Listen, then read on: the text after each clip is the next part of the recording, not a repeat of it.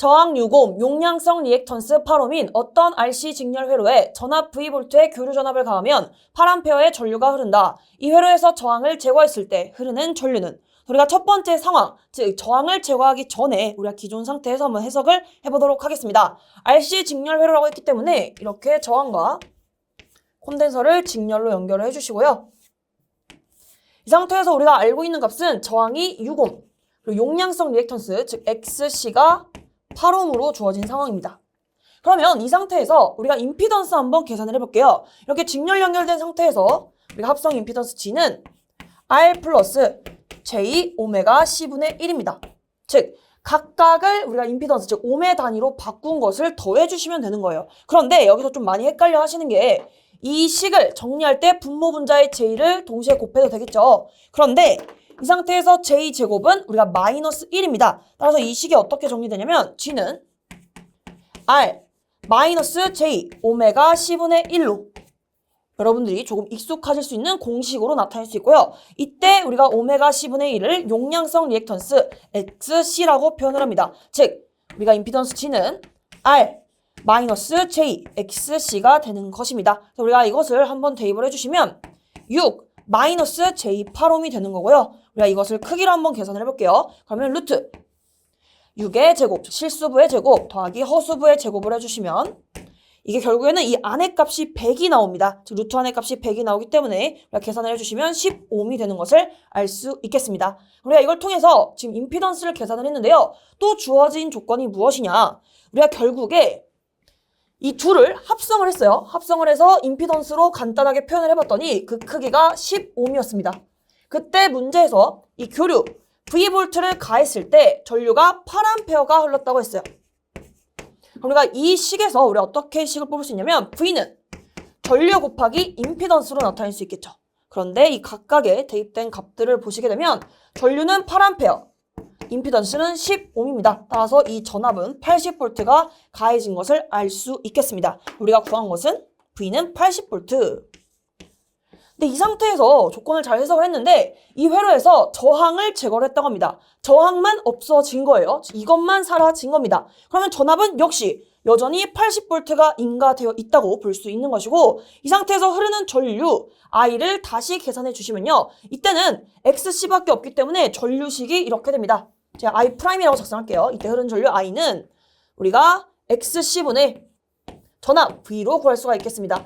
용량성 리액턴스는 8옴, 전압은 80V이므로 이거 계산해 주시면 10A가 되는 것을 알 수 있어요. 즉 이 회로는 RC 직렬 회로를 통해서 우리가 이 전체 전압을 계산을 해주시고 그 다음에 저항을 제거했을 때 이때 이 C에 흐르는 전류를 구하는 문제입니다. 따라 정답을 골라주시면 10A인 4번이 정답이 되겠습니다. 대칭 3상 델타 결선에서 선전류에 대한 상전류의 위상 관계로 가장 옳은 것은 우선 델타 결선을 그려보도록 하겠습니다. 이렇게 델타를 그려주시고 이 델타 결선의 특징을 이 회로로 보시게 되면 이 상에 걸리는 전압이 상전압인데요. 자, 이 부분을 표시해보면 상전압 VP 이렇게 표현할 수가 있겠습니다. 그리고 역시 이 선 사이에 걸리는 이 전압을 선간전압이라고 합니다. 이 값을 VL이라고 하는데요. 지금 보시는 것처럼 이 VL이 양단에 걸린 이 부분이 그대로 쭉 가져가면 상과 똑같죠. 즉 이 말은 선간전압 VL과 상전압이 같다라는 말입니다. 그런데 이것과 별개로 선전류가 이렇게 흐르고 있다고 했을 때 우리가 이 점을 통해서 만약에 이 IL이 상전류와 같으려면 다른 데로 세지 말고 이 전류가 모두 다 상으로 흘려야겠죠. 근데 그것이 아니라 이 점을 기준으로 들어오면 나가는 전류가 있을 것이기 때문에 우리가 크기적으로도 같지 않다는 것을 예상할 수 있습니다. 우리가 공식으로 보시게 되면 선전류 IL은요. 상전류의 루트 3배입니다. 위상까지 고려하면 30도 느리다라는 특징이 있어요. 우리가 위상에서 느릴 때 이렇게 마이너스를 붙입니다. 느리다. 그럼 정리를 해보면요. 우리가 선전류는 상전류보다 루트 3배 크고 위상은 30도만큼 느립니다. 근데 지금 문제에서는 상전류에 대해서 물어보고 있죠. 우리가 선전류가 상전류보다 30도 느리다는 말은 결국에는 반대로 말하면 뭐예요, 여러분? 상전류는 선전류보다 30도 빠르다라는 의미가 되겠습니다. 그래서 우리가 정답을 골라주시면 3번에 상전류가 6분의 파이 라디안만큼 앞선다라고 나와 있죠. 우리가 중요한 것은 우선 상전류가 얼마만큼 앞선다라는 선지를 골라주셔야 되는데 우리가 30도이기 때문에 우리가 6분의 파이가 30도가 되겠습니다. 이렇게 라디안으로 바꿔주실 때는요. 이 파이 자리에 180도를 대입했을 때 어떤 값이 나오는지 우리가 계산을 해주시면 됩니다. 파이가 180도이기 때문에 6분의 파이는 이것을 6으로 나눈 30도가 되는 것입니다. 따라 정답을 골라주시면 상전류가 선전류보다 6분의 파이만큼 앞선다. 3번이 정답이 되겠습니다. 보기의 회로에서 R1이 5, R2가 4, R3가 3옴일 때 저항 RX는 단 검육의 G는 0A이다. 그래서 문제를 보시면 휘스톤 브릿지에 대한 문제임을 알 수 있고 이 검육에 지금 흐르는 전류가 0A라는 말은 이 부분이 전류가 0A이기 때문에 개방되었다라고 보시면 됩니다. 그리고 똑같은 말로 전류가 0A라는 말은 이 점과 이 점에 지금 전이차가 없기 때문에 우리가 여기에 흐르는 전류가 없는 것입니다. 이것을 또 어떻게 표현할 수 있냐면 이 점의 전압과 이 점의 전압이 같다라고 볼 수가 있어요. 우리가 문제 조건에서 우리가 이 검육에 흐르는 전류가 0이다 또는 뭐 두 점의 전이가 같다 아니면 두 점의 전이차가 없다 이런 식으로 표현을 할 수 있기 때문에 우리가 이에 대한 원리를 잘 기억을 해주시고요. 우리가 지금부터는 이 휘스톤 브릿지에 대해서 이 두 점의 전이가 같을 조건에 대해서 알아보도록 하겠습니다. 간단합니다. 대각선끼리 곱한 게 같으면 돼요. 즉 R1 곱하기 RX는 R3 곱하기 R2가 되는 것입니다. 이 문자의 첨자를 암기하시는 것이 아니라 우리가 이러한 휘스톤 브릿지에서 대각선끼리 곱한 게 같다. 이걸 기억을 해주셔야 돼요. 그럼 차례대로 작성해보면 R1 곱하기 RX는 R2 곱하기 R3가 된다. 그럼 이제 숫자를 대입해 보도록 하겠습니다. 우리가 R1은 5, RX는 우리가 구해야 되는 값이고요. R2는 4, R3는 3입니다. 그럼 우리가 RX는 양변을 동시에 5로 나눠주시면 되겠죠. 5분의 4 곱하기 3이기 때문에 5분의 12 옴이 나오는 것을 확인할 수 있겠습니다. 정답을 골라주시면 1번이 되겠습니다. 보기의 괄호 안에 공통적으로 들어갈 말로 가장 옳은 것은 사인파의 기본파에 고조파 성분이 포함된 정도를 말하는 땡땡땡은 사인파의 일그러진 정도를 나타낸다. 이 뒷부분은 읽지 않으셔도 이 한 문장으로 정답이 결정이 되죠. 보시면 정답은 외형률이 되겠습니다. 왜냐하면 여기서 말하는 이 사인파가 말 그대로 이 사인파를 말하는데요. 이 사인파를 우리가 다른 말로 정연파라고도 합니다. 이러한 정연파의 기본파에 우리가 고조파 성분이 섞이게 되면 우리가 파형이 일그러지는 비정연파 또는 외형파가 됩니다. 자, 그것을 한번 그림을 통해서 보여드리도록 할게요. 여러분들은 그림까지는 그리실 필요 없습니다. 왜 이게 일그러지는지 그것을 봐주시면 좋을 것 같습니다. 우선 제가 기본파를 예를 들어 이런 식으로 그려볼게요. 이게 이 정연파의 기본파라고 하겠습니다. 그러면 우리가 3고조파를 한번 예를 들어 그려보게 되면 이런 식으로 이렇게 그릴 수 있습니다. 그러면 우리가 이 비정연파라는 것은 이 둘을 합한 거예요. 즉 이 둘이 섞여 있는 상태입니다. 그러면 이 정도에서 지금 이만큼 마이너스가 깎였기 때문에 이렇게 그려질 테고 여기는 이렇게 뾰족해지고 이런 식으로 여기도 마찬가지로 이렇게 그려지는 것을 알 수 있겠습니다. 우리가 원래는 이렇게 매끄러운 정연파였는데 우리가 고조파가 섞임에 따라서 이렇게 빨갛게 굉장히 찌그러지는 이러한 외형파가 되는 것을 알 수 있겠습니다. 여러분들이 이 그림까지는 그리실 필요 없으니까 아 이렇게 찌그러지는구나 정도만 이해해 주시면 됩니다. 근데 지금 문제에서는 이걸 뭐라고 말하고 있냐면 이 기본파에 고조파 성분이 포함된 정도를 말하는 것이 무엇이냐? 외형률이 되겠습니다. 왜냐하면 이 빨간 색깔의 이 파형을 우리가 비정연파 또는 외형파라고 합니다. 그래서 이 외형파가 일그러진 정도를 나타낸다라고 이해를 해주시면 되겠고요. 공식으로 쓰게 되면 이 외형률은요. 기본파의 시료값분의 즉 V1분의 전 고조파의 시료값으로 나타냅니다. 뭐 예를 들어 여러 가지 고조파가 있다고 가정을 하면 V2의 제곱 더하기 V3의 제곱 쭉 이렇게 더해서 다 제곱해서 더하고 루트를 씌우면 이게 전 고조파의 시료값을 나타내는 값이 되겠습니다. 그래서 우리가 공식도 이런 게 있다라는 부분 참고해 주시고 이 문제는 정답이 3번 외형률이 되겠습니다. 도선에 2분 동안 30쿨롱의 전하가 이동하였을 때 전류의 크기는 단 전류는 일정하게 흘렀다고 가정한다. 그래서 우리가 한번 그림을 그려보면 도선을 그려보도록 하겠습니다. 도선이 이렇게 있다고 했을 때 지금 전류에 대해서 말하고 있는데요. 전류는 쉽게 여기 이렇게 단면이 있다고 하면 1초 동안 이 단면을 통과한 전하량이다 라고 보시면 돼요. 즉 쉽게 말하면 1초 동안 이동한 전하량입니다. 따라서 우리가 공식이 전류 I는 T초분의 이동한 전하량, 즉 1초 동안 이동한 전하량. 그래서 우리가 이것을 대입을 해주시면요. 2분이기 때문에 60 곱하기 2를 해주시면 됩니다. 초로 대입을 해주시고요. Q는 30쿨롱. 그럼 이거 계산해 주시면 30, 그럼 60 이렇게 돼서 2가 남겠죠. 따라서 2 곱하기 2는 4이기 때문에 4분의 1 또는 0.25 암페어가 되겠습니다. 정답을 골라주시면 1번이 정답이 되겠습니다. 보기의 회로에서 저항 아래 흐르는 전류 I는 주어진 회로를 보시면 저항 R 2옴에 흐르는 전류 I를 묻고 있습니다. 이 문제를 풀기 위해서 제가 한번 KCL을 사용해 보도록 하겠습니다. 편의상 이 아래쪽을 제가 기준전이 0V로 잡도록 하겠습니다. 여기를 이렇게 접지를 해서 0V로 기준을 잡을게요. 그러면 이 0V를 기준으로 제가 모르는 전압인 이 부분의 전압, 여기를 V다라고 보도록 하겠습니다.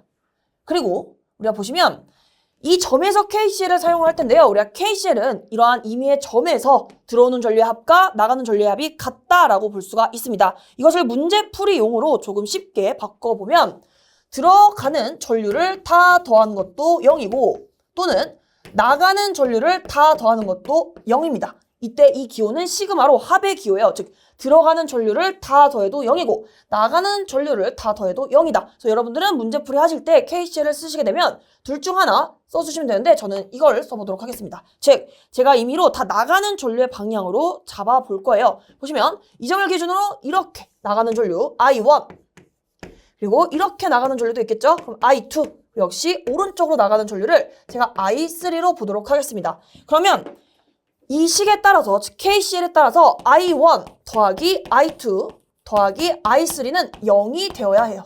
괜찮으시죠? 우리가 I1부터 보도록 하겠습니다. V에서 6V로 가고 있기 때문에 V-6 그리고 저항은 2옴 더하기 I2는 2옴에 흐르는 전류입니다. 그리고 전압은 V에서 0이죠. 따라서 V-0 이것을 2로 나눈다. 그다음에 마지막으로 I3는요. 잘 보셔야 돼요. 지금 전류원이 1옴과 1옴 직렬 연결된 이 지점부터 이 지점까지는 역시 1A가 이 방향으로 흐르고 있습니다. 맞나요? 근데 우리가 지금 잡은 이 I3는 이 파란 색깔 전류 1A와 반대 방향이기 때문에 I3는 마이너스 1이 된다는 것을 알 수 있어요. 마이너스 1을 다 더하면 이게 0이 된다라고 식을 정리할 수 있겠습니다. 그럼 우리가 이 식을 좀 간단하게 하기 위해서 우리가 이 전, 좌변, 우변에 동시에 2를 곱해 보도록 하겠습니다. 그러면 여기도 2 전체 곱해서 분배를 해주시고 여기도 2를 곱하면 결국에 우변은 0이니까 우리가 곱해도 의미가 없겠죠? 그래서 우변은 0이 되는 것이고요. 좌변 같은 경우 이렇게 분배했을 때 V-6이 남습니다. V-6 이렇게 분배했을 때는 우리가 V만 남죠. V 그다음에 마이너스 1과 곱해주면 마이너스 2가 됩니다. 즉 이게 0이라는 거예요. 이거 이제 좀 가까이 써볼게요. 이게 0이다. 그럼 V끼리 더해주시면 2V가 되고 이게 마이너스 8이 0이라는 거예요. 그러면 이 V는 8. 따라서 V는 4V입니다. 우리가 임의로 잡았던 이 V라는 값이 4V라는 것을 알아냈습니다. 근데 우리가 결국에 구해야 되는 것은 6V 이쪽에서 V로 향하는 이 전류 I가 궁금한 거죠.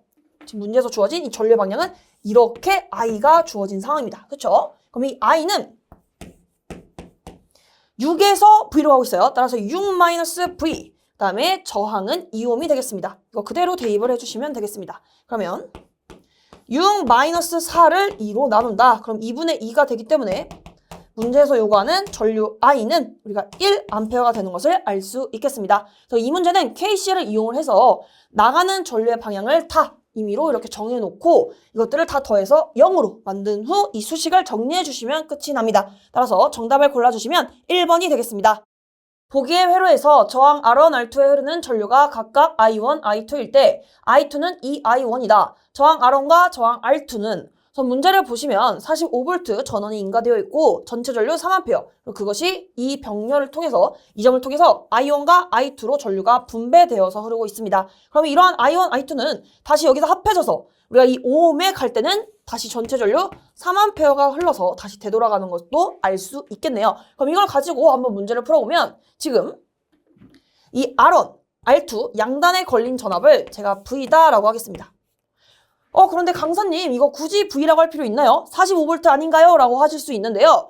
우리가 이 저항이 없다면 우리가 완전히 이 45V가 이 R1과 R2와 병렬 연결이기 때문에 이 양단에 걸린 것이 45가 되는 것이 맞습니다. 근데 우리가 여기서 결론은 이 5옴 때문에 여기서 발생하는 전압 강화가 있겠죠. 따라서 우리가 이 45V가 그대로 여기 걸리는 것이 아니라 이만큼 깎인 만큼 여기에 걸려 있는 것입니다. 그래서 우리가 한번 이 전압 강화도 미리 계산을 해보면 5옴 양단에 걸려 있는 이 전압은요. 우리가 V는 IR이니까 3 곱하기 5를 해주시면 15V가 걸려 있는 것을 알 수 있어요. 그러면 45V를 시작했는데 V만큼 걸리고 역시 15V만큼 깎여서 다시 이렇게 돌아가는 거죠. 즉, 그 말은 이 V는 몇 볼트라는 거예요, 여러분? 30V가 되는 것이 되겠습니다. 괜찮으시죠? 즉, 45V가 이렇게 30V, 15V로 분배가 된 겁니다. 괜찮으시죠? 그럼 여기까지 해주시고 우리가 이 R1, R2 양단에 걸린 전압이 V라고 했는데요. 우리가 ohm의 법칙 V는 IR에서 병렬에서 전압이 일정할 때는 전류와 저항이 서로 반비례합니다. 왜냐하면 이 V값이 일정하려면 I가 증가할 때 R은 감소해야지만 서로 이게 일정하다는 결과를 얻을 수가 있겠죠. 그래서 우리가 이렇게 반비례 관계이다라는 것을 알아낼 수 있겠고요. 이걸 한 이유는 우리가 비례식을 한번 볼 겁니다. I1 대 I2. I1 대 I2는 지금 문제에서 I1은 그대로 작성할게요. 우리가 지금 I2가 2I1이라고 주어졌죠. 즉 I2가 2I1으로 주어진 상황입니다. 그 말은 우리가 I1은 같기 때문에 결국에 이 전류의 비가 어떻게 된다는 거예요? 1대 2라는 것이 되겠습니다. 우리가 지금 R1과 R2는 병렬 연결이기 때문에 전류와 저항이 반비례하다고 했어요. 그쵸? 그러면 I1 대 I2가 1대 2라면 R1 대 R2는 반대로 2대 1이 되는 것을 알 수 있겠습니다. 괜찮으시죠? 그럼 이걸 가지고 지금 보시면 우선 이걸 가지고 전류값을 실제로 한번 알아보도록 하겠습니다. I1이 1이고 I2가 2라고 했어요. 근데 지금 전체 전류가 3A이기 때문에 계산하기가 쉽습니다. 그 말은 I1이 1A, 그다음에 I2가 2A라는 것이 되겠죠.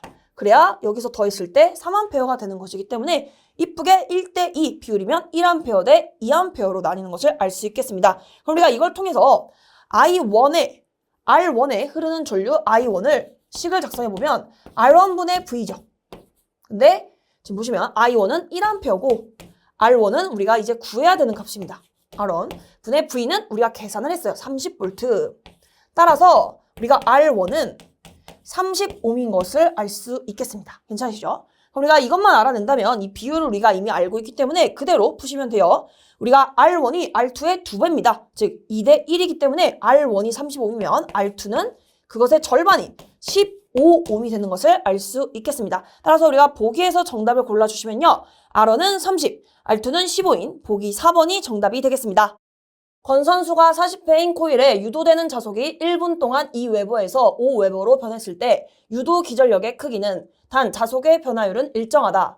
지금 문제에서 유도 기전력의 크기를 말하고 있기 때문에 패러데이 법칙에 관련된 문제가 되겠습니다. 공식을 작성해보면 유도 기전력 E는 N dt분의 d파이로 나타낼 수 있죠. 여기서 만약에 마이너스까지 붙여진다면 우리가 렌츠의 법칙까지 포함된 것으로 패러데이 렌츠 법칙이 되겠습니다. 여기에서 이 크기만을 나타내는 것이 패러데이 법칙이고요. 방향을 나타내는 이 마이너스가 렌츠의 법칙이 되겠습니다. 여기에서는 크기를 계산하라고 했기 때문에 우선 주어진 것들을 차례대로 대입한 후 우리가 크기를 계산해 보도록 하겠습니다. 대입을 해보면 마이너스 n은 권선수죠. 40회라고 했기 때문에 40 대입을 해주시고 우리가 dt분의 d파이는 쉽게 말하면 시간에 대해서 자속이 얼만큼 변화했는지를 나타냅니다. 그러면 지금 1분이라고 했기 때문에 우리가 60초 동안 자속이 2에서 5웨버로 변했습니다. 즉 3만큼 변한 거죠. 3만큼 증가했어요. 그럼 우리가 이것을 계산해 주시면 약분하면 여기가 20이 되고 20과 40을 약분하면 여기가 2가 되게 됩니다. 그럼 우리가 2는 원래 값은 마이너스 2V라고 할 수 있지만 지금 문제에서는 크기를 말하고 있기 때문에 우리가 2V가 정답이 되겠습니다. 정답 골라주시면 2번이 되겠습니다.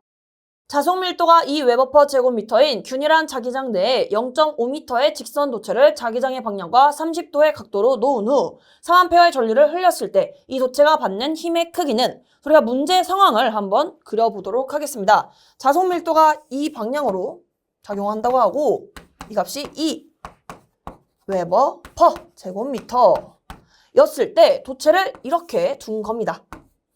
이때 도체의 길이는 0.5m. 이렇게 보시면 되겠고, 이때 보시면 이 도체를 자기장의 방향과 30도의 각도로 넣었다. 즉 이 부분이 30도를 가리킵니다. 그리고 이 상태에서 이 도체의 전류를 4A를 흘렸다고 합니다.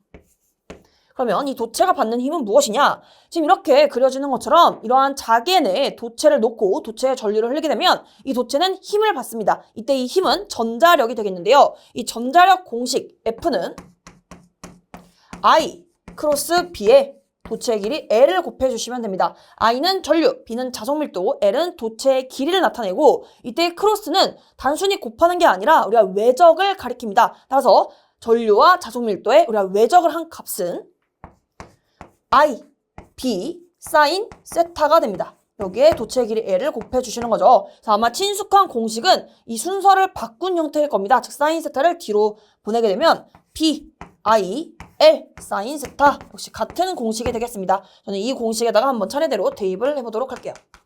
B 같은 경우는 2죠. 2 곱하기 전류는 3A. 그 다음에 L은 도체의 길이 0.5m입니다. 그 다음에 사인 30도. 근데 우리가 사인 30도는 2분의 1입니다, 여러분. 이 부분은 암기해 주셔야 돼요. 2분의 1. 그러면 지금 이 식을 정리해 봤더니 지금 2 곱하기 3 곱하기 0.5는 2분의 1이죠. 그리고 역시 이것도 2분의 1이었습니다. 그러면 2랑 2분의 1이 서로 이렇게 약분이 되기 때문에 2분의 3이 되는 것을 알 수 있어요. 2분의 3. 따라서 힘은 1.5 뉴턴이 되는 것을 확인할 수 있겠습니다. 정답을 골라주시면 1번이 되겠습니다. 진공 중에서 4 곱하기 10의 마이너스 4승 웨버와 1.6 곱하기 10의 마이너스 4승 웨버의 두 점자극 사이에 작용하는 힘의 크기가 2.532 뉴턴일 때 이 두 점자극 사이의 거리는 단 비례상수 K는 다음과 같다. 그래서 우리가 이 공식을 한번 써볼 텐데요. 두 점자극 사이에 작용하는 힘 공식 F는 4 파이 뮤 제로 R 제곱분의 M1 M2로 작성할 수 있습니다. 이 상태에서 이 공식에서 이 R은요, 이 M1과 M2, 즉 두 점자극 사이에 떨어진 거리를 나타내는데 기본 단위가 미터입니다. 근데 문제에서는 센티미터로 물어봤기 때문에 나중에 이것도 단위 환산을 해주셔야 되고요. 그래서 우리가 차례대로 한번 대입을 해보도록 하겠습니다. 보시면 F는 2.532는 4파이 뮤 제로분의 1이 친절하게 주어진 상황이에요. 이 값이 지금 비례상수 값으로 이렇게 주어진 상황입니다. 그대로 작성해보면 6.33 곱하기 10의 4승이 되겠습니다. 이게 노란 색깔 부분이고요. 이어서 작성해보면 R제곱분의 M1, M2 우리가 4 곱하기 10의 마이너스 4승 곱하기 역시 1.6 곱하기 10의 마이너스 4승입니다.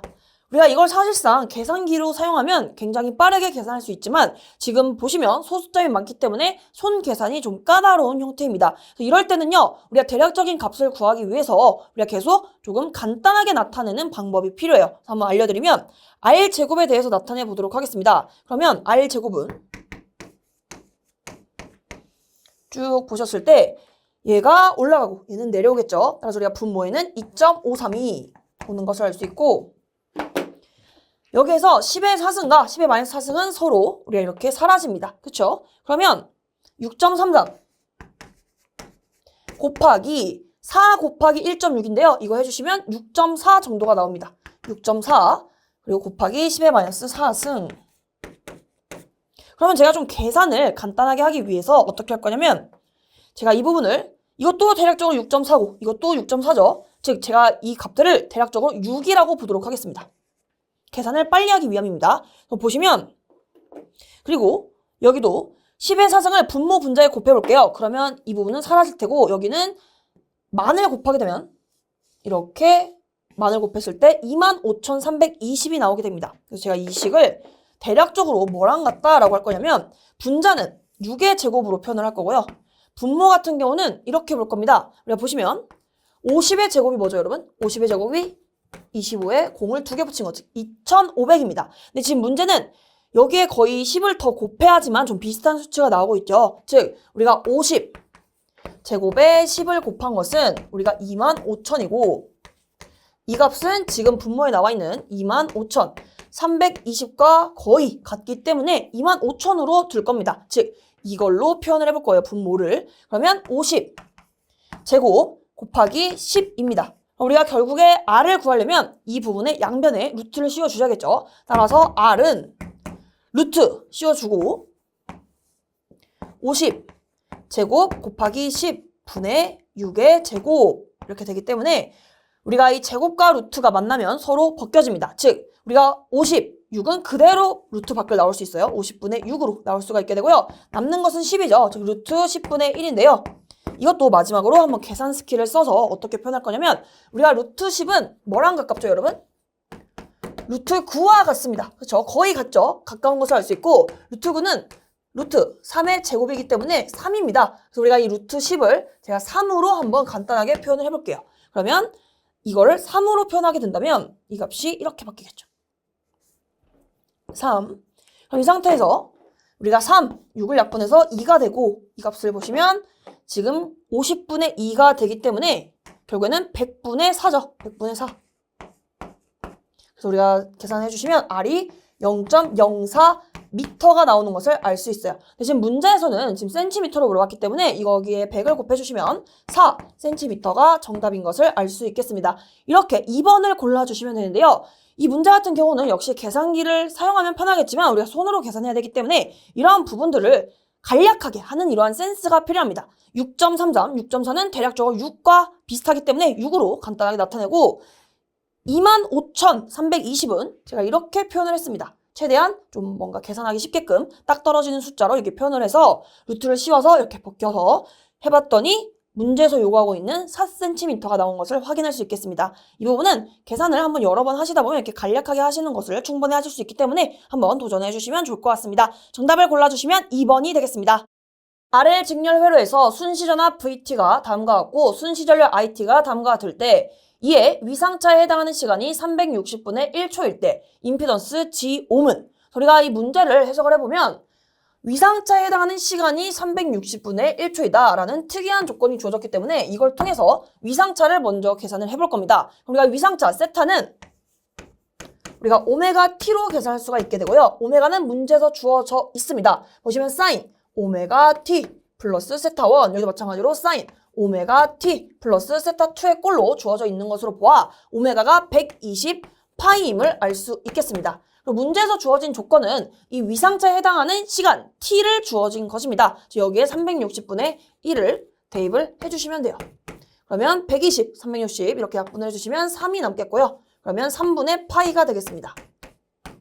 파이가 180도이기 때문에 우리가 3분의 파이는 60도가 되겠네요. 이 위상차를 계산을 해봤습니다. 그 다음에 문제에서 이 순시전압 V와 전류, 즉 전압과 전류가 주어졌기 때문에 임피던스의 크기를 계산할 수가 있어요. 즉 우리가 전압은 전류 곱하기 임피던스죠. 따라서 우리가 임피던스 G는 전류 I분의 전압 V로 나타낼 수 있게 되고요. 지금 문제에서 이렇게 임피던스 G를 구하라는 것들은 다 실효값입니다. 그래서 여기는 실효값, 역시 전압도 실효값, 전류도 실효값을 이렇게 대입을 해주셔야 돼요. 따라서 문제에서 주어진 이 순시치의 앞에 곱해진 이 사인 앞에 곱해진 것들은 다 최대값이죠. 따라서 이러한 최대값들을 실효값으로 나타내기 위해서는 루트 2로 나눠 주셔야 됩니다. 즉 우리가 전압의 실효값은 최대값 100을 루트 2로 나눠 주셔야 되고요. 전류도 역시 이 전류의 최대값 10을 루트 2로 나누어서 실효값으로 표현을 할 겁니다. 그러면 이 상태에서 분모 분자에 대하 동시에 루트 2를 곱해 볼게요. 루트 2 그리고 루트 2. 결국에 이 빨간 색깔은 루트 2분의 루트 2, 즉 1을 곱한 것이기 때문에 계산값에는 영향을 주지 않습니다. 그럼 이거 보시면 이렇게 약분이 될 테고 이것도 이렇게 약분이 되고 그러면 이 식이 간단하게 10분의 100이 나오는 것을 알 수 있습니다. 그럼 이것은 10이 나오겠죠. 즉 우리가 지금까지 구한 것은 임피던스의 실효값의 크기입니다. 근데 지금 보기를 보시면 이 임피던스가 우리가 이 복소수 형태로 실수부와 허수부가 나뉘어서 표현이 되고 있죠. 즉 이 크기가 아니라 이 크기를 이렇게 위상으로 표현을 해야 됩니다. 즉 우리가 R 그리고 L에 대해서 우리가 조금 실수부와 허수부를 나눠서 표현을 해줘야 되는데요. 어떻게 풀이해 주시면 되냐면 직각삼각형으로 해결이 가능합니다. 우리가 이렇게 여기가 세타일 때 이 직각삼각형의 빗변이 임피던스가 되고요. 그리고 이 밑변이 저항 R 그리고 이 높이가 리액턴스 X가 되겠습니다.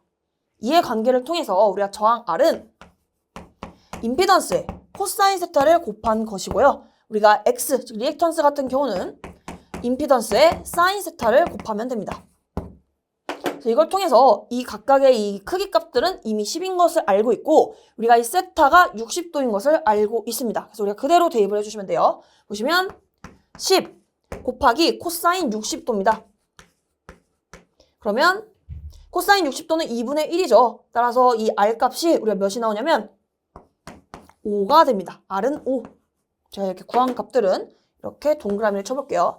그 다음에 리액턴스 보도록 하겠습니다. 임피던스 우리가 구한 것이 10이죠. 10 곱하기 사인 역시 60도입니다. 사인 60도는 우리가 2분의 루트 3이에요. 이 값은 암기해 주셔야 돼요. 그럼 여기 2분의 루트 3 하셨을 때 이 값이 5 루트 3이 나오게 됩니다. 즉 X 값은 5 루트 3 이런 것을 알고 있기 때문에 우리가 이 임피던스의 크기 자체는 지금 우리가 구한 게 10옴입니다.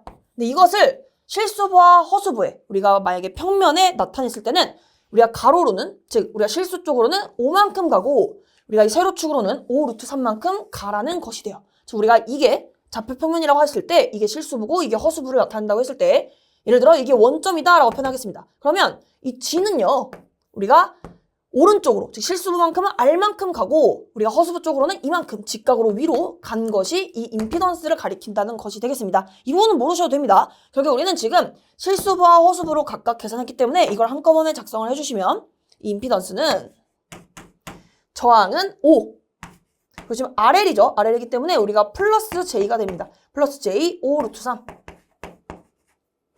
따라서 우리가 보기 중에서 5 플러스 J 5 루트 3인 2번을 골라주시면 되고요. 마지막에 제가 이 부분을 바로 플러스 J라고 표현을 한 것은 우리가 이걸 떠올려 주시면 됩니다. 보시면 우리가 RL 직렬 회로에서 임피던스 G는 R 플러스 J 오메가 L로 표현했었죠. 그리고 이것을 간단하게 나타내면 R 플러스 J의 XL로도 나타낼 수 있었습니다. 즉 우리가 여기서 이 플러스 J를 그대로 쓴 것뿐이에요. 우리가 구한 것은 이 크기이기 때문에 플러스 J를 통해서 이 L을 표현한 겁니다. 괜찮으시죠? 우리가 정답을 골라주시면 2번이 정답이 되겠습니다. 어떤 저항에 100V의 전압을 가했을 때 2A의 전류가 흐르고 480칼로리의 열량이 발생했다면 전류가 흐른 시간, 즉 T초를 물어보고 있습니다. 단 전류는 시료값이며 1줄은 0.24칼로리이다. 우리가 문제 상황을 그림으로 표현을 해보면 저항이 이렇게 있다고 했을 때 자, 저항 R이라고 표현을 해보겠습니다. 이때 이 양단에 전압을 인가를 한 거죠. 그래서 우리가 이 저항에 전류가 흐르게 되는데요. 이렇게 저항에 전류가 흐르게 되면 저항에서 열이 발생합니다. 그래서 우리가 이때 이 열량 H는 공식에 의해서 0.24 곱하기 I제곱 R T로 나타낼 수 있어요. 열량의 단위는 칼로리가 되겠습니다. 문제에서는 이 T초를 물어보고 있는 거예요. 이가. 따라서 우리가 이 T에 대해서 정리를 해볼 텐데요. 그러면 이 부분이 다 분모로 가면 되겠죠. 따라서 우리가 이 T는 0.24 곱하기 I제곱 R 분의 H로 나타낼 수 있습니다.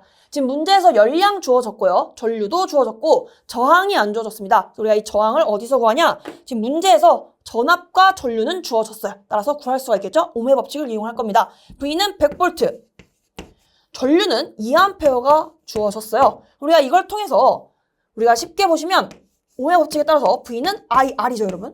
우리가 이것을 R에 대해서 정리를 해주시면 저항 R은 전류분의 전압입니다. 따라서 그대로 대입해 주시면 전류는 2A, 전압은 100V. 따라서 저항은 50옴이 되는 것을 알 수 있어요.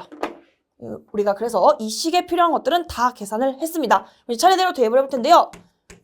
0.24 전류를 2번 곱한 게 I의 제곱이죠. 근데 제가 이것을 한번 2번 풀어서 쓰겠습니다. 즉 I 제곱을 제가 전류가 2A니까 2 곱하기 2로 표현을 해볼게요. 이게 전류를 2번 곱한 상황이 되겠습니다. 그 다음에 저항은 55옴, 그 다음에 열량은 480. 이 상태에서 보시면 이렇게 곱하면 100이죠. 그런데 0.24에 100을 곱하면 24입니다. 이걸 계산을 해주시면 이게 24를 나타내는 것을 알 수 있고 또 한 번 더 2 곱하기 24는 48이죠, 여러분. 따라서 이 식이 어떻게 되냐면 48분의 480이 됩니다. 이거 계산해 주시면 10이 나오는 것을 알 수 있어요. 즉 우리가 구하고자 했던 이 T 값은 몇 초예요, 여러분? 10초가 되는 것을 알 수 있겠습니다. 따라서 정답을 골라주시면 3번이 되겠습니다. 진공에서 2 곱하기 10의 마이너스 7승 클롱의 점전화로부터 Rcm의 거리에 있는 점에서의 전기장의 세기가 7.2 곱하기 10의 3승 볼트/미터일 때 거리 Rcm는 단 비례상수 K는 9 곱하기 10의 9승이다. 여기서 우리가 주의해야 될 점이 전개의 세기 이 공식을 한번 써보겠습니다. 이때 진공에서 4파이 엡실론 제로 R제곱분의 Q라고 작성할 수 있는데요. 이때 이 전개의 세기 단위는 볼트/미터가 되고요. 이 전하량의 단위는 클롱입니다. 단위는 클롱. 그리고 이때 이 R, 즉 이 떨어진 거리 R이 우리가 기본 단위가 미터예요. 근데 지금 문제에서는 헷갈리게 센티미터라고 표현을 하고 있죠. 우리가 이 공식을 쓰실 때는 이 R의 단위는 미터가 되기 때문에 나중에 우리가 구하고자 하는 우리가 센티미터로 바꿔주실 때는 이 부분을 고려를 꼭 해주셔야 됩니다. 저희가 지금은 우선 이 R을 미터라고 보도록 할게요. 그러면 이것을 한번 그대로 쓰게 되면 전기장의 세기, 즉 전개의 세기가 7.2, 2가 7.2 곱하기 10의 3승이라고 주어진 상황이고요. 우리가 추가적으로 문제에서 힌트를 줬어요. 4파이 엡실론 제로분의 1을 지금 편하게 9 곱하기 10의 9승으로 표현하라고 되어 있습니다.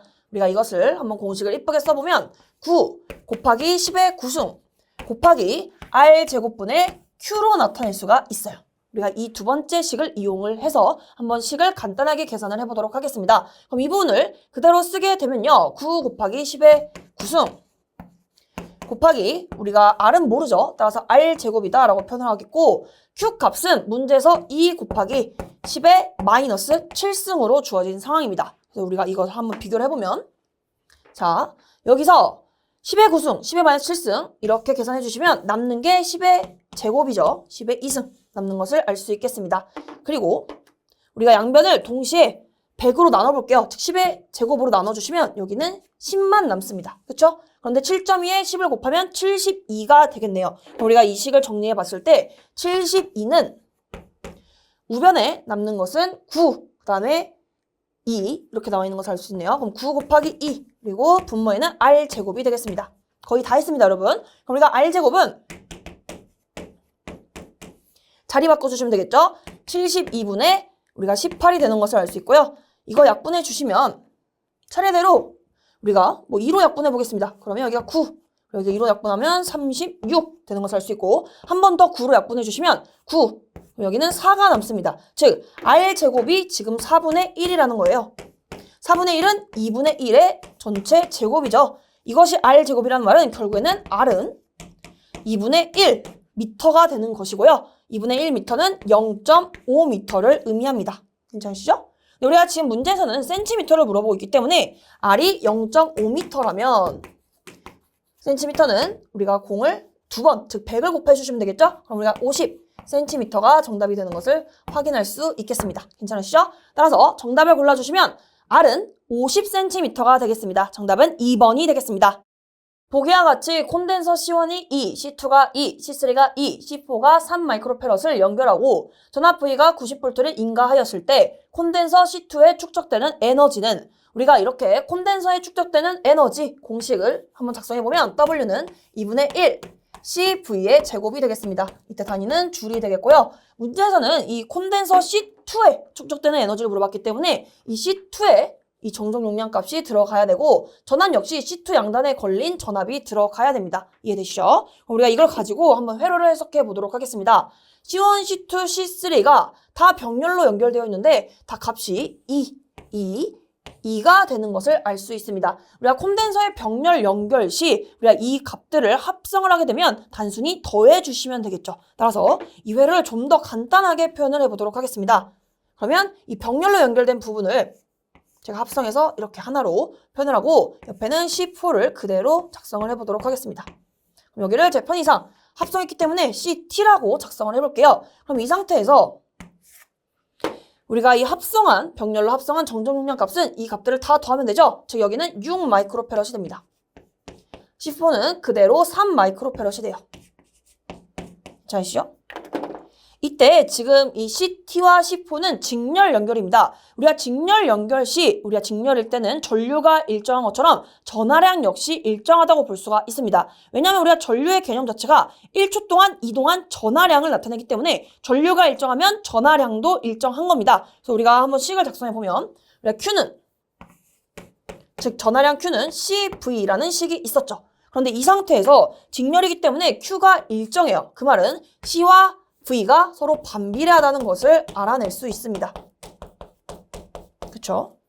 그런데 지금 이때 전체 전압 V는요, 90V라고 주어진 상황이에요. 그런데 이때 CT에 걸린 전압을 제 편의상 V1, C4에 걸린 전압을 제 편의상 V2라고 보도록 하겠습니다. 근데 우리에게 필요한 것은 사실상 V1이죠. 이 부분이 필요합니다. 왜냐하면 C2 양단에 걸린 전압을 지금 V1으로 둔 거잖아요. 왜냐면 지금 보시면 C1, C2, C3는 병렬 연결이기 때문에 전압이 일정합니다. 근데 우리가 그렇게 합성을 했을 때 그 양단에 걸린 전압을 V1이라고 지금 했기 때문에 이 C2 양단에 걸린 전압이 V1이 되는 것입니다. 이해되시죠? 그럼 우리가 여기까지 한번 정리를 해보고 결국에는 지금 이 콘덴서, 즉 정정 용량 값이 6대 3입니다. 그럼 우리가 이걸 간단하게 나타내보면 2대 1이죠. 근데 여기 보시면 정정 용량과 전압은 반비례하기 때문에 전압은 반대로 1대 2의 비율을 갖는 것을 알 수 있어요. 즉 우리가 정정 용량이 지금 2대 1이라면 전압은 1대 2가 됩니다. 제가 이것을 노란 색깔로 표현을 해봤을 때 전압은 1대 2 비율을 갖는다 라고 볼 수가 있겠고, 그럼 이걸 통해서 90V를 3분의 1 한 것과 90V를 3분의 2를 이렇게 해주시면 각각의 전압을 알 수 있겠죠. 보시면 V1은 90 곱하기 1대 2의 비율을 갖기 때문에 3분의 1이 됩니다. 즉 여기는 30V가 걸리고요. 나머지 V2는 90 곱하기 3분의 2를 하셔서 이 값이 60V가 됩니다. 즉 사이좋게 여기는 30V, 여기는 60V가 되는 거예요. 그쵸? 그럼 우리가 결국에 필요한 것을 다 구했습니다. 보시면 V1을 30V인 것을 구했기 때문에 이제 여기 식에다 한번 대입을 해볼게요. 그러면 2분의 1 C2는 지금 보시면 2마이크로페럿입니다. 그럼 2 곱하기 마이크로는 10의 마이너스 6승 곱하기 V1은 30V, 그럼 30의 제곱. 이걸 해주시면 2랑 2는 약분이 될 테고요. 여기 보시면 10의 마이너스 6승 곱하기 이 부분은 900이 되겠죠. 900. 따라서 이거 식을 정리해 주시면 우리가 이 100은 제가 10의 2승이라고 표현하겠습니다. 즉 10의 제곱. 그럼 10의 마이너스 6승 곱하기 9 곱하기 10의 제곱. 이거 표현해 주시면 9 곱하기 10의 마이너스 4승 줄이 나오는 것을 확인할 수 있겠습니다. 이 부분 계산을 해서 합친 것뿐입니다. 우리가 정답을 골라주시면 4번에 9 곱하기 10의 마이너스 4승이 나오는 것을 확인할 수 있겠습니다. 우리가 여기서 이 문제를 푸는 꿀팁은 콘덴서에 병렬 연결일 때도 봤고요. 이것을 합성해서 직렬일 때도 어떠한 관계가 있는지 알아봤습니다. 우선 우리가 이렇게 병렬로 합성을 할 때는 단순히 더해주시면 되고요. 우리가 그걸 더했더니 6이 나온 거예요. 그리고 C4는 그대로 3이 나온 것을 알 수 있고, 우리가 이렇게 합성을 하고 난 뒤에는 이 합성한 이 CT와 C4가 직렬로 연결되어 있기 때문에 이때는 전하량 Q가 일정합니다. 따라서 이때 이 C와 이 각각에 걸리는 전압은 서로 반비례 관계인 것을 이용해서 우리가 이게 C값이 6대 3, 즉 2대 1이기 때문에 전압은 반대로 2대 1이 아니라 1대 2로 보셔서 이 90V를 분배를 한 것뿐이에요. 우리가 이걸 통해서 이 CT 양단에 걸린 전압이 우리가 30V인 것을 알아냈고요. CT 양단에 걸린 전압은 곧 C2 양단에 걸린 전압이었기 때문에 그대로 대입을 한 겁니다. 괜찮으시죠? 그래서 결국에는 콘덴서에 축적되는 에너지 공식을 꼭 아셔야지만 또 풀 수 있는 문제이기 때문에 이것도 한번 강조를 하고 마무리하도록 하겠습니다. 정답을 골라주시면 4번이 되겠습니다. 자기력선에 대한 설명으로 가장 옳지 않은 것은 자기력선의 성질에 관련된 내용인데요. 한번 1번부터 보도록 하겠습니다. N극에서 나와 S극으로 향한다. 맞는 표현이죠? 우리가 N극에서 S극으로 향하며 우리가 패곡선을 이룬다는 특징도 있습니다. 챙겨가 주시고 2번, 밀도가 높은 곳이 낮은 곳보다 자력이 강하다. 이것도 맞는 설명이 되겠습니다. 다음에 3번, 비자성체를 투과하지 못한다 라고 나와 있는데 투과할 수 있습니다. 비자성체도 통과할 수 있고 진공도 통과할 수 있어요. 정답은 3번인 것을 알 수 있겠고요. 마지막으로 4번, 기본적으로 아무리 사용해도 감소하지 않는다. 이것도 맞는 설명이 되겠습니다. 정답을 골라주시면 3번이 되겠습니다. 전압이 5V, 전류가 3A인 회로에서 역률이 0.6일 때 무효 전력은 우리가 보시면 단순히 전압과 전류만 주어진 우리가 회로이기 때문에 삼상이 아니라 단상임을 알 수 있겠습니다. 이 상태에서 무효 전력을 계산을 하시려면요. 무효 전력 PR은 전압 곱하기 전류 곱하기 사인 세타를 해주시면 됩니다. 지금 문제에서는 역률, 코사인 세타 값만 주어진 상황이에요. 따라서 우리가 역률이 지금 0.6으로 주어졌기 때문에 이걸 이용해서 사인 세타를 계산을 해주셔야 됩니다. 물론 이 계산 과정을 많이 해보신 분들은 코사인 세타가 0.6이면 이 사인 세타는 0.8이라는 것이 바로 암기가 되셨을 거예요. 그래서 우리가 빠른 계산을 위해서 이 부분은 항상 성립하기 때문에 암기하셔도 좋습니다. 우리가 이게 어떻게 나오냐? 참고만 해주세요. 루트 1 마이너스 코사인 제곱 세타입니다. 이 상태에서 루트 1 마이너스 0.6의 제곱 이걸 계산을 해 주셔야지만 이 값이 0.8이 나오는데요. 우리가 손으로 이걸 다 일일이 계산하기가 사실상 까다롭기 때문에 암기하시는 것을 추천드리겠습니다. 우리가 지금부터 대입을 해볼게요. 전압은 5V, 전류는 3A, 사인 세타는 0.8입니다. 자, 계산하기 편하게 10분의 8로 표현해보도록 하겠습니다. 그럼 이 상태에서 우리가 5랑 10을 약분해 주시면 여기 2가 남겠고 2랑 8을 약분해 주시면 분자에 4가 남는 것을 알 수 있겠습니다. 즉 3 곱하기 4 계산해 주시면 12바가 나오는 것을 알 수 있겠네요. 그래서 우리가 무효 전력을 계산해 주시면 정답은 4번 12가 되겠습니다. 보기 1은 전자기 유도 실험을 나타낸 것이다. 이에 대한 설명으로 옳은 것을 보기 2에서 모두 고른 것은 보기 1, 보기 2가 나와져 있는데요. 보기 1을 제가 여러분들 보기 좋게 한번 크게 그려보도록 하겠습니다. 잘 안 보이실 텐데 제 옆에다가 똑같이 그려보면 이렇게 철심이 있을 때 코일을 감을 건데 코일이 뒤에서부터 앞으로 이렇게 오고 있습니다. 즉 이런 식으로 감겨져 있어요. 이렇게 그리고 지금 또 문제에서 이 동그라미 1번, 2번, 3번, 4번이 또 중요합니다. 보기에서 등장하기 때문에 이것도 한번 이쁘게 작성을 해보면 왼쪽으로 전류가 흐를 때를 3번 이건 전류에 관련된 내용입니다. 그리고 오른쪽으로 흐를 때를 4번으로 표현을 하고 있고요. 그리고 위에서 자석을 왔다 갔다 이동을 할 텐데 여기가 N극, 여기가 S극일 때 역시 이것은 빨간 색깔로 작성을 해볼게요. 이렇게 자석을 위로 가져갔을 때를 1번, 자석을 아래로 이렇게 들여보낼 때를 우리가 2번이라고 하고 있습니다. 자, 그럼 이렇게 표현을 해보고 우리가 이게 대체 무슨 관계가 있는지 우리가 차근차근 알아볼 텐데요. 우선 보기 2의 기억부터 한번 해석을 해보겠습니다. 코일의 건선을 많이 감을수록 센 전류가 흐른다. 이 내용이 사실 뭐죠, 여러분? 우리가 이 문제 자체가 지금 패러데이 렌츠의 전자유도 법칙을 알고 있는지 물어보고 있습니다. 그래서 우리가 이 유도기 전력 2 식을 쓰게 되면 마이너스 n dt분의 d파이라고 작성할 수 있어요. 즉, 우리가 이 상태에서 건선을 많이 감을수록 이 n이 증가하겠죠, 여러분. 따라서 이 유도기 전력도 큰 것을 알 수 있겠습니다. 즉, 전압이 크면 전류는 당연히 우리가 많이 흐르게 됩니다. 즉, 센 전류가 흐른다. 맞는 표현이 되겠습니다. 기억은 맞는 내용이구나 라고 표시를 해주시고 니은 보도록 할게요. 자석을 1의 방향으로 움직이면 전류는 4의 방향으로 흐른다. 이걸 보시려면 어떻게 해야 되냐면 이 렌츠의 법칙을 잘 이해를 해주셔야 돼요.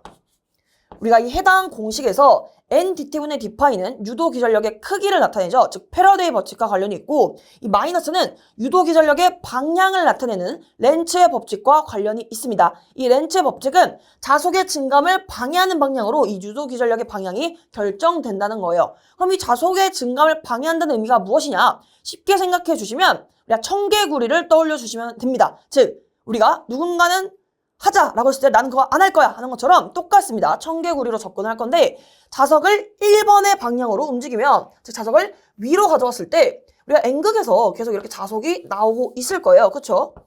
그런데 1번으로 가져가게 되면 이 자석이 점점 약해지겠죠. 즉 우리가 밀당을 떠올려 주시면 됩니다. 이 자석이 이렇게 위로 가기 때문에 우리는 자석이 원래는 이만큼 있었는데 갑자기 줄어들고 있죠. 그럼 우리가 이 청개구리는 다시 더 넣어줄 거야 라고 하는 겁니다. 우리가 이 자석이 어떻게 되냐면 얘가 감에 따라 이쪽으로 더 강하게 자석이 생깁니다. 그러면 이 자석에 따라서 우리가 이 전류의 방향이 결정이 되겠죠. 앙페르의 오른손 법칙을 사용합니다. 이때 우리가 이렇게 회전하는 코일에서는 엄지손가락을 자석의 방향 그리고 이 나머지 네 손가락을 우리가 전류의 방향으로 보시면 됩니다. 그럼 우리가 이 렌츠의 법칙에 의해서 생기는 이 자석의 경우에는 이렇게 되겠죠. 그럼 전류가 이 방향으로 흐르는 겁니다. 그럼 이걸 표시를 해보면 전류는 이 빨간색일 때 이렇게니까 이런 식으로 가는 것을 알 수 있고, 이게 이렇게 나온다는 것은 이렇게 오는 거죠, 여러분? 즉 이렇게 되는 것을 알 수 있어요. 그렇죠?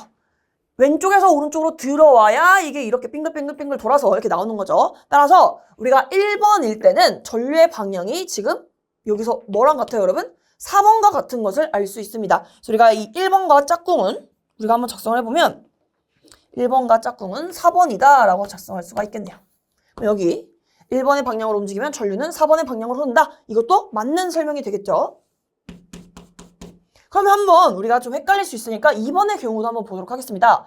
만약에 내가 이 파란 색깔처럼 자석이 이렇게 있었는데 우리가 이 2번 방향으로 자석을 더 이렇게 했어요. 깊게 더 넣었는데 이때 우리가 자석이 더 많이 발생하기 때문에 우리가 이 청개구리는 어떻게 해요, 여러분? 그럼 나는 이제 우리가 이걸 당겼으니까 미는 겁니다. 즉, 난 이제 저기로 갈래 라고 하는 거죠. 즉, 이때 생기는 자석의 방향은 이런 식으로 노란 색깔처럼 방향이 결정이 됩니다. 즉, 자석의 증감을 방해하는 방향으로 이렇게 생긴다라고 보시면 되겠고, 그럼 이 노란 색깔에 의해서는 전류의 방향이 어떻게 돼요, 여러분? 오른손을 자석, 그 다음에 네 손가락을 전류의 방향으로 보시게 되면 이번에는 이런 식으로 전류의 방향이 결정이 됩니다. 따라서 이렇게 가시면 이번에는 이렇게 오른쪽에서 왼쪽으로 나오는 3번과 연결되는 것을 알 수 있어요. 괜찮으시죠? 이렇게 1번과 4번, 2번과 3번을 짝꿍으로 봐주시면 되겠고요. 기억과 니은이 맞는 복임을 알 수 있겠습니다. 그럼 이제 마지막으로 3번 보도록 할게요. 자석을 2번 방향으로 가장 깊게 넣었을 때 가장 센 전류가 흐른다. 물론 자석에 이 변화를 주면 당연히 전류가 이렇게 흐를 테고 그럴 테지만 여기서 중요한 것은 깊은 정도가 아닙니다. 가장 깊은 정도가 아니라 이 식에서 보시는 것처럼 시간에 대해서 이 자석의 변화율이 커야 돼요. 즉 깊게 넣은 게 문제가 아니라 같은 시간이어도 많이 변해야 된다는 겁니다. 그 말은 빠르게 누가 변했냐라고 우리가 해석을 할 수가 있겠습니다. 즉 깊이가 중요하다기보다는 우리가 얼마나 빠르게 이 자석이 변화하냐 그런 것에 따라서 이 센 전류가 정해진다고 볼 수가 있겠습니다. 따라서 정답을 골라주시면 3번이 되겠습니다. 보기 회로의 저항 아래에서 소모되는 전력은 즉 이 5옴에서 우리가 소비되는 전력, 소비 전력, 유효 전력을 구하는 문제입니다. 우리가 유효 전력 P는 저항에 흐르는 전류 제곱 R로 구할 수가 있어요. 우리가 결국에 이 문제를 풀려면 이 저항에 흐르는 전류를 계산을 해주셔야 됩니다. 그럼 주어진 회로에서 우리가 쉽게 KCL을 이용해서 전류의 흐름을 알아볼 텐데요. 보시면 이 6옴 양단에는 플러스 마이너스 18V가 우리가 걸려 있습니다. 그 말은 전위가 높은 플러스에서 이 마이너스 쪽으로 지금 몇 암페어가 흐르는 거죠, 여러분? 3암페어가 흐르는 것을 알 수 있어요. 왜냐하면 우리가 이 노란 색깔 전류를 제가 I-다라고 할게요. I-는 저항분에 전압을 해주시면 되는데 저항이 6옴이고 전압이 양단에 걸린 것이 18V이기 때문에 3암페어가 되는 것입니다. 괜찮으신가요? 그러면 우리가 잘 보시면 들어오는 전류는 5암페어예요. 그쵸? 근데 지금 나가는 전류가 3암페어이기 때문에 여기서 하나 더 나가야겠죠? 즉 이게 2암페어가 됩니다. 즉 우리가 이 점에서 KCL을 해준 거예요. 들어오는 전류 5암페어, 나가는 전류 3암페어, 2암페어를 이렇게 구할 수가 있겠습니다. 그러면 이 3암페어와 2암페어는 다시 이 점에서 이 점 입장에서는 들어오는 전류가 3암페어, 2암페어죠. 그럼 이때 나가는 전류가 5암페어가 되는 것을 역시 알 수가 있겠습니다. 이게 중요한 거죠. 즉, 이 저항에 흐르는 전류가 5암페어라는 겁니다. 그럼 5제곱 곱하기 5옴 이렇게 계산을 해주셔서 이 값이 우리가 125W가 나오는 것이고요. 이게 정말 맞는지 한번 KCL을 쭉 해보면서 검토를 해보도록 하겠습니다. 그러면 역시 이 6옴에도 지금 양단에 플러스 마이너스 30V가 걸려 있어요. 그럼 제가 이때 흐르는 전류를 방향은 제가 이 I, 2'이라고 하고 이때 6옴분에 보시면 30V죠. 즉 우리가 5암페어가 흐릅니다. 그쵸? 우리가 위쪽이 전위가 높기 때문에 전위가 높은 곳에서 낮은 쪽으로 지금 5암페어가 흐르고 있는 거예요. 그러면 역시 이 점에서 KCL을 쓸 수가 있겠죠. 들어오는 전류가 5암페어, 5암페어, 10암페어이기 때문에 나가는 전류가 10암페어인 것을 알 수 있습니다. 그래서 이 10암페어가 이렇게 쭉 이 경로를 통해서 흐르게 되면 여기도 역시 이렇게 10암페어가 흐르는 거죠. 그래서 이렇게 검토를 했을 때 이 점에서 마지막으로 한번 KCL을 또 검토를 해보면 들어오는 전류가 10암페어고요. 나가는 전류가 5암페어이기 때문에 전혀 논리에 문제가 없는 것을 알 수 있겠습니다. 그래서 이렇게 KCL을 통해서 그리고 이렇게 간단하게 전류를 구해보면서 KC를 이용해서 저항 5옴에 흐르는 전류 I를 계산을 했고요. 우리가 I 제곱 R로 풀이를 해주시면 125W가 정답이 되겠습니다. 정답을 골라주시면 2번이 되겠습니다. 진공 중에 플러스 Q쿨롱과 마이너스 Q쿨롱의 두 점전화가 1m 간격으로 떨어져 있을 때 정전기력의 크기는 F1N이다. 두 점전화 사이의 거리가 2m가 되었을 때 정전기력의 크기는 단 비례상수 K는 4파이 엡실론 제로분의 1이고 9 곱하기 10의 9승이다. 우리가 이 문제는 두 점전화 사이에 작용하는 힘, 즉 정전기력에 관련된 내용인데요. 우리가 클롱의 법칙에 따라 이 정전기력, 여기서 한번 F1의 크기를 작성해 보도록 하겠습니다. 우리가 F1은 원래 우리가 공식을 그대로 작성해보면 4파이 엡실론 제로 R 제곱분의 Q1, Q2입니다.